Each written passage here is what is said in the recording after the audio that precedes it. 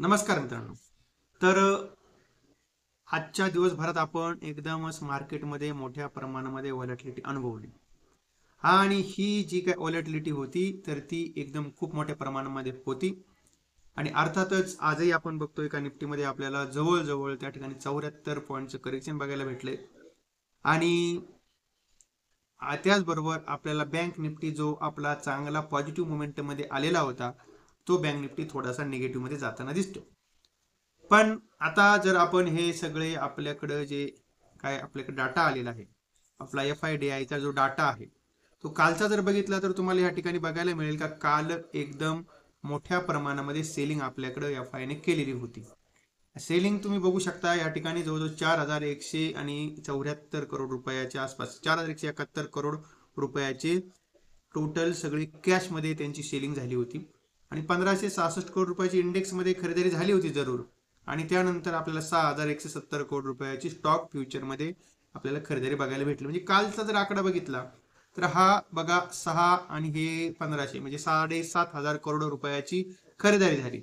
आणि त्याच्या अगेन्स्ट आपण बघतोय का 4174 करोड रुपयाची त्या ठिकाणी आपल्याला सेलिंग बघायला भेटली. म्हणजे नेट जो आकडा आहे तो आपल्याला त्या ठिकाणी पॉझिटिव्ह असा बघायला भेटला.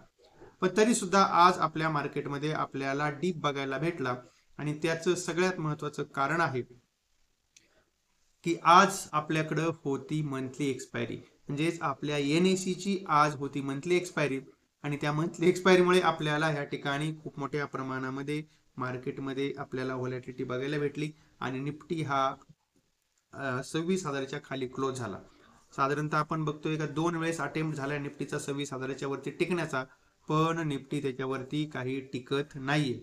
असे एकंदरीत चित्र आपल्याला त्या ठिकाणी बघायला भेटते. ओके.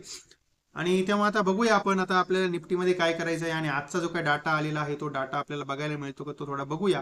कारण अजून हा डाटा इथं आपल्या वेबसाईटवरती ओपन म्हणजे अजून काही डाटा आलेला नाही येतो. पण आपल्याला एकदा बघूया आपल्या NSE च्या वेबसाईटला आलेला आहे का काय तो डाटा. आपल्याला त्या ठिकाणी बघायला मिळेल तिथे तो डाटा.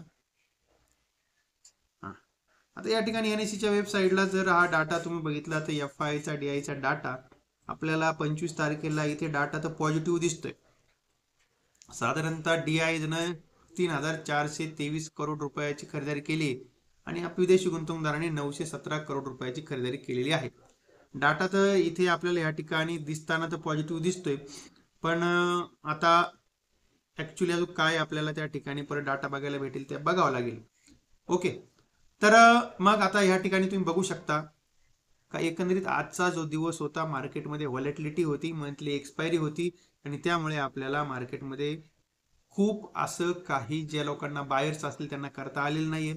आणि पण सेलर्सला सुद्धा त्या ठिकाणी सगळ्यांचे स्टॉप लॉस वाजले असतील. कारण 26च्या वरती निफ्टी हा कंटिन्युअसली होता दिवसभर.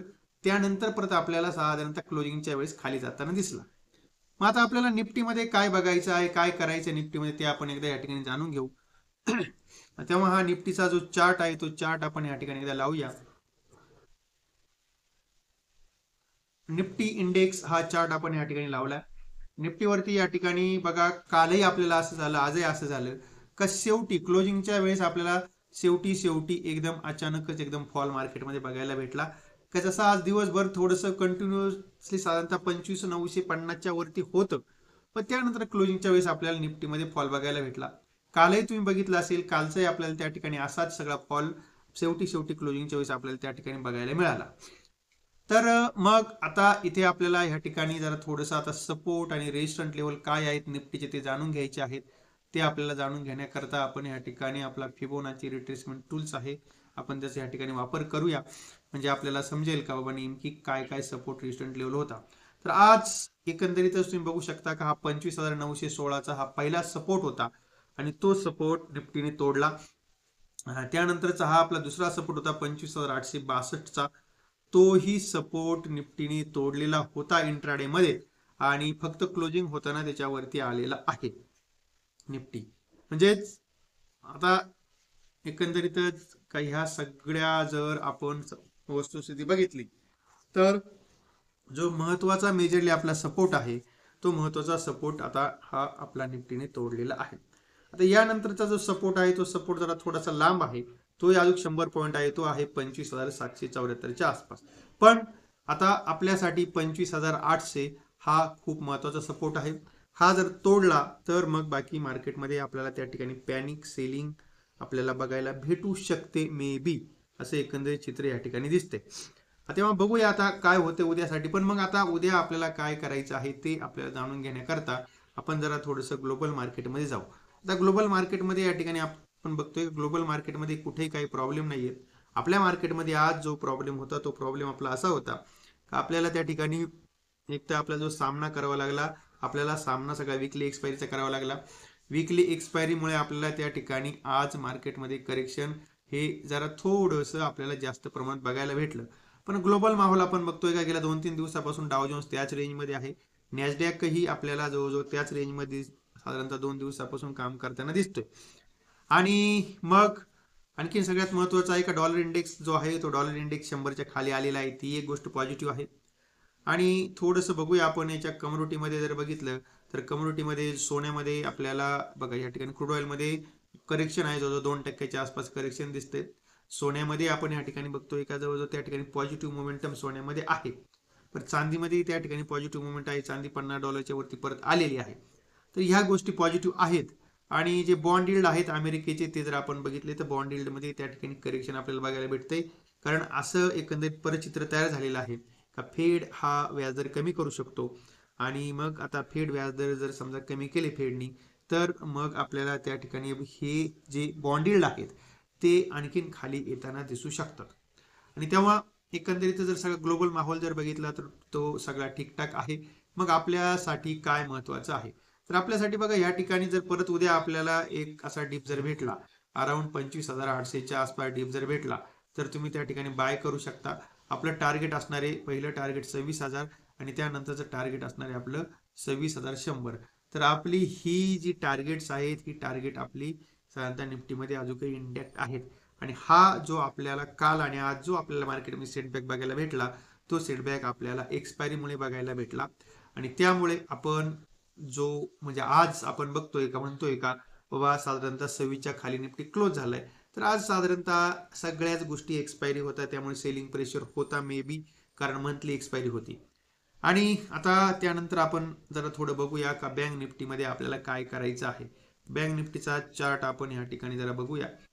हा बँक निफ्टी इंडेक्स आणि बँक निफ्टीमध्ये आज आपल्याला एक साधारणतः जो टॉप लेवल पासून 400 पॉईंटच्या आसपासचं करेक्शन आपल्याला त्यामध्ये बघायला भेटलेलं आहे. आता हे 400 पॉईंटच्या आसपासचं करेक्शन आपल्याला टॉप लेवल पासून बघायला भेटलंय. तर आता इथं जर याचा सपोर्ट जर आपण बघितला तर सपोर्ट दिसतोय आपल्याला अराउंड बघा 58,680च्या आसपास. 58,680च्या आसपास आपल्याला त्या ठिकाणी सपोर्ट बघायला दिसतोय. आणि तेव्हा मग खरेदी करण्यासाठी आपला झोन आहे साधारणतः बघा 58,600च्या आसपास जर भेटला तर आपण त्याला बाय करू शकतो. 58,600 हा एक आपला चांगला बाय झोन आहे. जर आपल्याला भेटला यदा कदाचित तर आपण त्याला त्या ठिकाणी बाय करू शकता. कारण आपल्याला इथून परत जे टार्गेट भेटतील ती टार्गेट आपल्याला भेटतील 59,000 आणि त्यानंतर 59,200 पर्यंतची टार्गेट आपल्याला त्या ठिकाणी बघायला भेटतील. हे काल आणि आज जे आपल्याला पॅनिक होतं ते पॅनिक आपल्याला होतं आपल्या मंथली एक्सपायरीमुळं. आणि आता तसं उद्या आपल्या बँक निफ्टीवरती टेन्शन असणार आहे कारण बँक निफ्टीची एक्सपायरी अजून बाकी पेंडिंग गुरुवारी. पण नाही सॉरी आपल्या याच्या जे आपले बँक निफ्टीची आणि आपल्या एनईसीच्या जेवढे आपले जे असतील सगळे कॉन्ट्रॅक्ट्स आणि त्याची आपली सगळी एक्सपायरी झालेली आहे आज. आणि त्यामुळे आता याच्यावरती उद्या काही टेन्शन नसणारे उद्या सगळ्या नवीन पोझिशन क्रिएट होतील. आणि त्यामुळे मार्केटमध्ये उद्या एक आपल्याला छानसा बाउन्स बॅक बघायला भेटू शकतो. तेव्हा इतकं काही आपल्याला त्या ठिकाणी घाबरायचं कारण नाहीये. आणि तो जो बाउन्स बॅक आहे तो बाउन्स बॅक आपल्याला एक परत नवीन लाईफ टाईम हाय पर्यंत घेऊन जाईल. आणि आज आपण बघतोय का आपल्याला त्या ठिकाणी काय बघायला मिळालं तर जरा थोडंसं आपल्याला डिफेन्स सेक्टरमध्ये एक आपल्याला बाउन्स बॅक बघायला भेटला.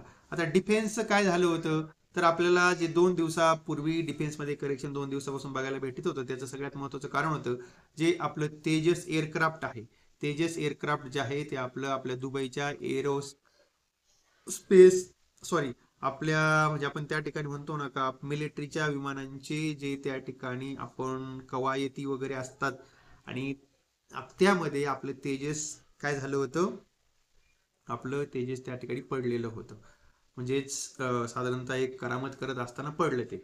आणि मग त्यामुळे आपल्याला त्या दिवसापासून आपण बघतो का डिफेन्स सेक्टरमध्ये आपल्याला त्या ठिकाणी करेक्शन बघायला भेटलं, पण आज आपल्याला थोडासा बाउन्स बॅक त्यामध्ये बघायला भेटला. आणि त्यामुळे आपल्याला त्यामध्ये जो आपला सगळ्यात महत्त्वाचा स्टॉक आहे तो स्टॉक आहे बीईएल. त्यामध्ये आपल्याला थोडं लक्ष ठेवायचं आहे बघा. हा जो आहे बीईएल, याच्यामध्ये बीईएल मध्ये आपल्याला अराउंड परत 430 पर्यंत जाण्याचं पोटेन्शियल आहे. त्यानंतर आपला HAL जो आहे त्यामध्ये जर थोडंसं करेक्शन जर भेटलं तुम्हाला, HAL मध्ये जर थोडं करेक्शन बघायला जर भेटलं तर तुम्ही त्या ठिकाणी बेट लावू शकता HAL मध्ये, अर्थात आपला हिंदुस्तान एरोनॉटिक्स लिमिटेड, आणि त्यावरती तुम्ही लक्ष ठेवू शकता. कारण आपल्याला त्यामध्येही बराचसं करेक्शन झालेलं आहे ऑलरेडी. तेव्हा आपल्याला ह्या सगळ्या याच्यावरती स्टॉक्सवरती लक्ष ठेवणं गरजेचं आहे. मी तुम्हाला खूप वेळ सांगतोय का ज्या ज्या वेळेस तुम्हाला असं म्हणजे असा प्रश्न पडतो का कुठला स्टॉक आपल्याला बाय करायचा आहे, त्यावेळेस तुम्ही या ठिकाणी सगळे जे काही इंडेक्स आहेत ते सगळे मेजर इंडेक्स या ठिकाणी लावा.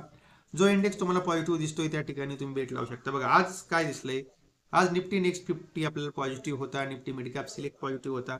तर मग ह्या इंडेक्स मधले जे काय असतील महत्वाचे स्टॉक बघा, हा निफ्टी नेक्स्ट 50 मध्ये तुम्ही गेलात, इथे बघितलं, इथे गेनर्स कोणते आहे, तर गेनर्स मध्ये आज आपल्याला दिसतंय का गोदरेज कन्झ्युमर आहे, चोला मंडलम आहे, त्यानंतर वेदांत आहे, बँक ऑफ बडोदा आहे. तर तुम्हाला यामध्ये तेजी बघायला भेटली. मग तुम्ही या ठिकाणी ज्या सेक्टरमध्ये गेन आपल्याला बघायला भेटतोय तर असे गेन असलेल्या सेक्टरवरती तुम्ही त्या ठिकाणी बेट लावू शकता. ओके. आणि तेव्हा एकंदरीतच आता इथे आपण थांबूया. अर्थातच हा जो काय सगळा व्हिडिओ होता तो सगळा व्हिडिओ मी आपल्यासाठी एज्युकेशनल पर्पज म्हणून बनवला होता, आणि या व्हिडिओत कुठल्याही प्रकारे खरेदीचा किंवा विक्रीचा सल्ला दिला नाही याची कृपया नोंद घ्या. आणि कुठलाही ट्रेड करताना आपण आपल्या जबाबदारीवरती ट्रेड करत चला. ओके. तेव्हा इथे आपण थांबतोय. आपण परत भेटूया नवीन विषयासह.